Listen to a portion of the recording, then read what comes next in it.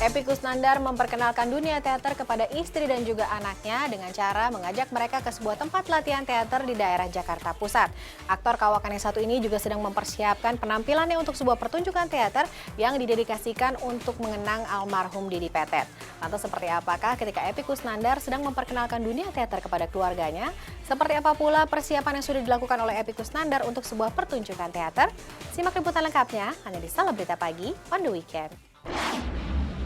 Regu kerja di Petet sekarang sedang kerja keras untuk membuat tribute to Mas Didi.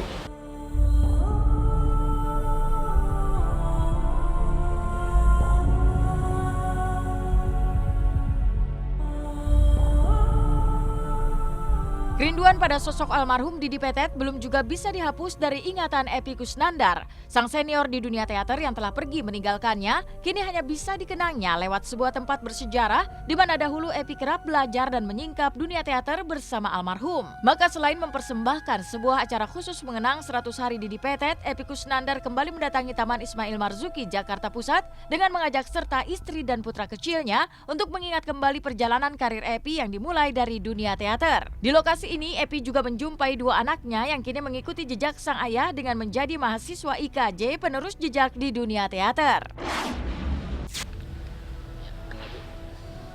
Oke pemirsa, kita sudah sampai di Taman Ismail Marzuki ya, tempat bekerja dan bermain sejak dulu kala. Sekarang perjalanan lama tadi, cari makan dulu ya. Ya, di sini bisa terjadi pertemuan yang mendadak dan tidak disangka-sangka. Ini meneruskan jejak saya, bisa tidur di mana aja di tim ini. Ya, bagaimana? Ya, bagaimana rasanya tidur di gerayangi nyamuk? Nggak bisa tidur. Oh, nggak bisa tidur. Jadi gelisah di sini ya. Ternyata jangan harap bisa tidur nyenyak di sini. Karena nyamuk pun gelisah di sini, ingin berkesenian. Kang Epy ini sebagai apapun gitu ya, sebagai orang tua, bapak, sebagai senior juga bisa berperan sebagai pelatih atau pembimbing spiritual atau apa gitu. Juga berperan sebagai orang tua di sini untuk membangun motivasi ada sampai sekarang, sampai berhasil kuliah.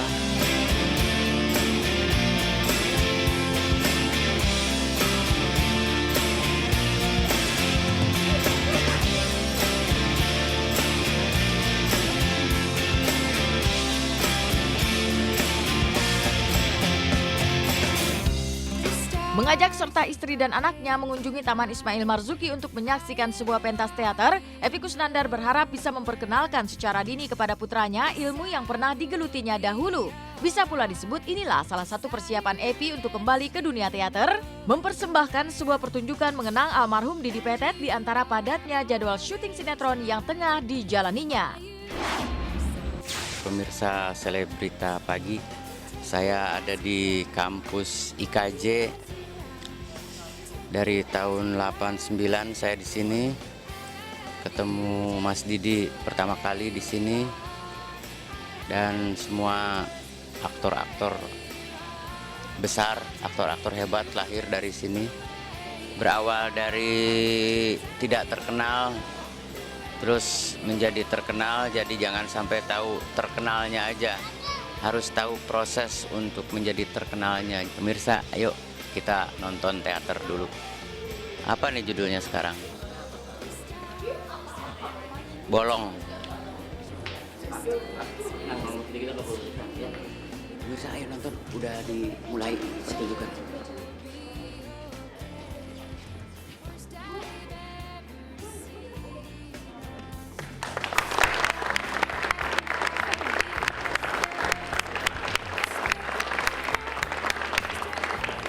Demikianlah pertunjukan merah bolong.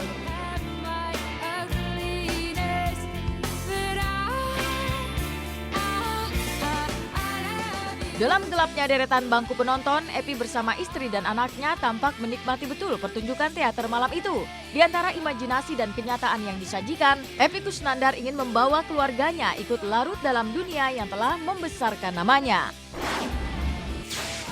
Menikmati juga kecuali Q lari sana lari sini karena dia begitu melihat jadi ingin memegang batu, ingin ikut loncat-loncat mengganggu pertunjukan. Oke pemirsa Selebrita Pagi, terima kasih sudah mengikuti perjalanan tadi dari siang sampai malam. Sampai ketemu.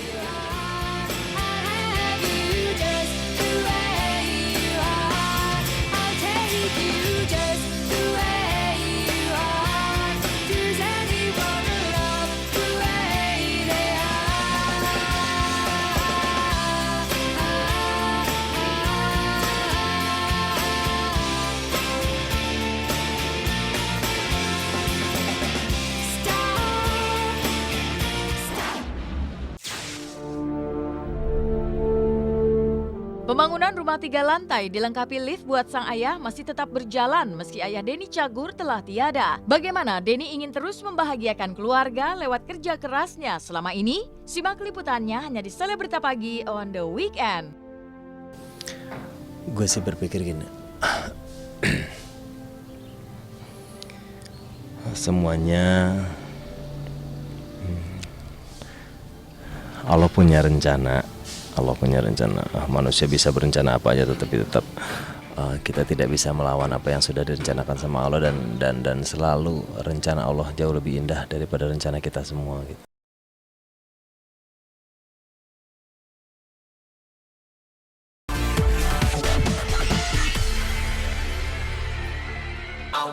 Sebuah rumah yang dilengkapi dengan lift sedang dipersiapkan oleh Denny Cagur karena sang ayah harus menggunakan kursi roda akibat penyakit yang dideritanya.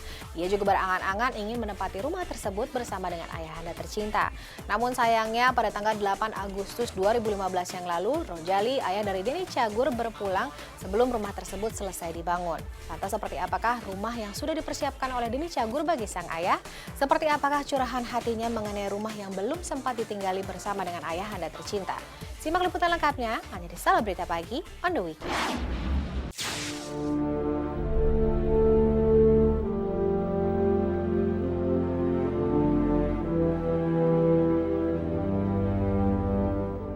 Lebih dari sepekan pasca meninggalnya ayah Denny Cagur, Rojali Bintoto, komedian bernama asli Denny Wahyudi itu masih terlihat berduka. Kepiluannya kian bertambah ketika Denny dan istri kembali melihat-lihat pembangunan rumah barunya di daerah Pejaten, Jakarta Selatan yang masih dalam tahap penyelesaian. Di rumah itulah beberapa waktu yang lalu Denny Cagur berencana membuat sebuah lift yang menghubungkan garasi mobil dengan kamar tidur di lantai 3, tempat di mana ayah Denny beristirahat. Namun kepergian almarhum Rojali 8 Agustus 2015 lalu tak menyurutkan niat Denny Cagur untuk tetap meneruskan pembangunan rumah sesuai rencana semula.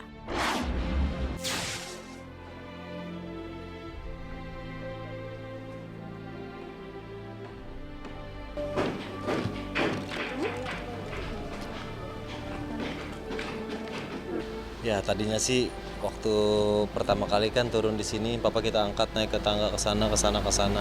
Setelah tercipta keinginan kita untuk membuat sebuah lift, terus hayalan gue sih kemarin di saat rumah ini jadi gue masuk garasi, turun di sini, gue akan turunin papa di sini, jalan ke situ, langsung masuk ke dalam lobi lift, dan gue udah siapin foto keluarga besar.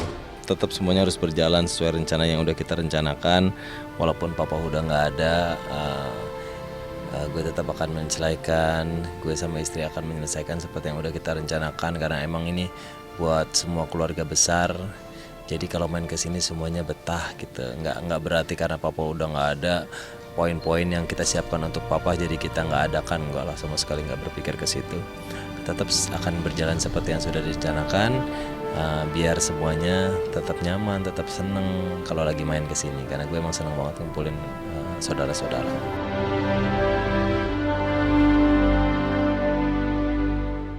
Harapannya untuk tak lagi mengangkat-angkat sang ayah dari kursi roda saat memasuki rumah Denny yang memiliki tekstur tanah bertingkat memang telah sirna. Tapi Denny tetap pada keinginan semula bahwa rumah yang ia bangun dari hasil kerja kerasnya selama ini akan ia persembahkan bagi seluruh keluarga besarnya.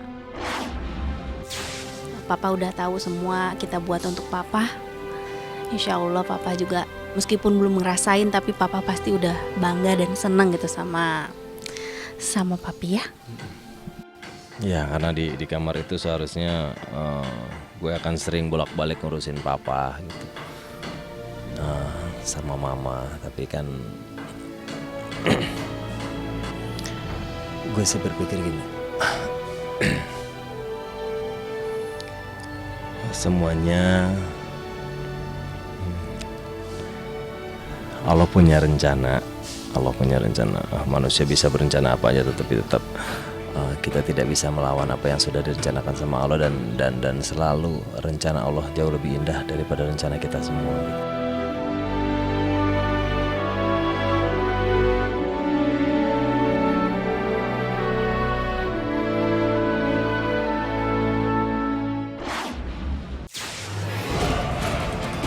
Pengakuan Risty Tagor tentang permasalahan rumah tangganya yang baru berusia 4 bulan sangat mencengangkan. Lantas, seperti apa pakar ekspresi menelisik emosi di balik curahan hati Risty? Simak liputannya hanya di Selebrita Pagi on the Weekend.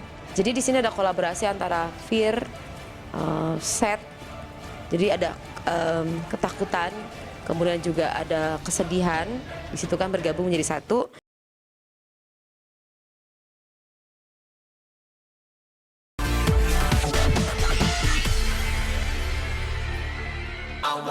Ya pemirsa, masih banyak berita menarik lainnya akan kami suguhkan dalam Selebrita Pagi on the Weekend. Kami akan lebih sering menemani pagi Anda karena Selebrita Pagi akan hadir setiap hari. Saya Astrid Sudarwanto pamit undur diri. Jangan lupa saksikan Selebrita Pagi setiap hari pukul 7.30 pagi, tentunya hanya di Trans 7. Sampai jumpa.